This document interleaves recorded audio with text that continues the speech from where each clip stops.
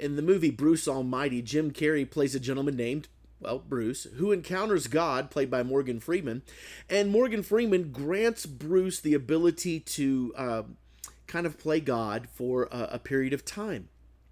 And throughout the movie, at the beginning part, as Bruce is getting used to his powers, he begins to hear voices. And it turns out those voices are prayer requests.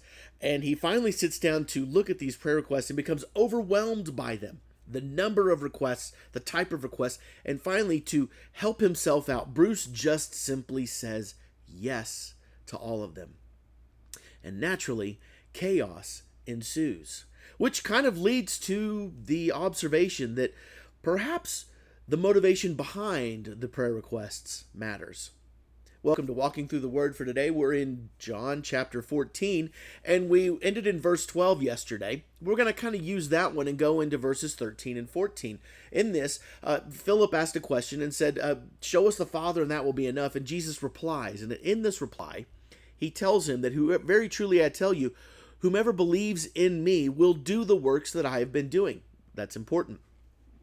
And they will do even greater things than these, because I am going to the Father, and I will do whatever you ask in my name, so that the Father may be glorified in the Son. You may ask me for anything in my name, and I will do it. See, a lot of times when we have prayer requests before God, our motivations behind it are, well, selfish. You know, God, please help me out of this situation. Please help with this. Please help this. Please help that. And our motivations are temporal. They're physical. They have to do with meeting physical needs. They don't have anything to do with meeting the far greater eternal needs of people. You see, when we are focused on God, when we are actually doing what God has us to do, Jesus says that we will do even greater things.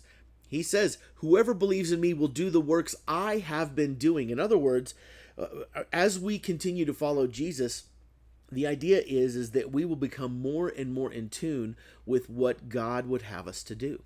Not what we would have ourselves to do, but what God would have us to do. When we get into a situation, it's no longer motivated by our own status, our own satisfaction, but instead our satisfaction comes in giving glory to God. This was one of Jesus's primary concerns, was to make sure that the Father was glorified. This should be our same motivation as well. And so, if you will, that might be a bit of a caveat on what Jesus says here when it says, you may ask me for anything, when he says, in my name. You see, there's an assumption when he says, in my name, that you are going to be doing the will of Jesus, who in turn is doing the will of the Father.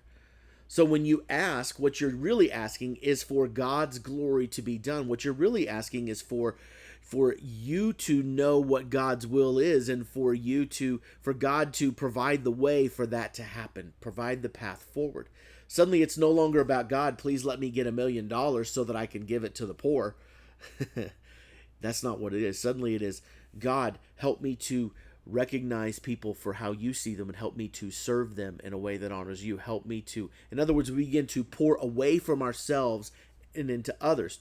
This is what constantly we see throughout the New Testament. And Paul talks about it, talks about how we should do nothing out of selfish ambition or vain conceit, but in humility consider others better than ourselves. It's not about our desires anymore. It suddenly becomes about God's desires. It suddenly becomes about making sure that Jesus is the priority of our lives. And so when we ask for anything in my name, in other words, what we really want to say is, Jesus, you tell me what you want to do, and then help me to do it. And Jesus will do it. He says it right here, so that the Father may be glorified in the Son. I will do whatever you ask in my name for the purpose of God being glorified through Jesus Christ. So when we look at this and we see this, it should change our desire for prayer. There's nothing wrong with supplication. Supplication is a very important part of prayer.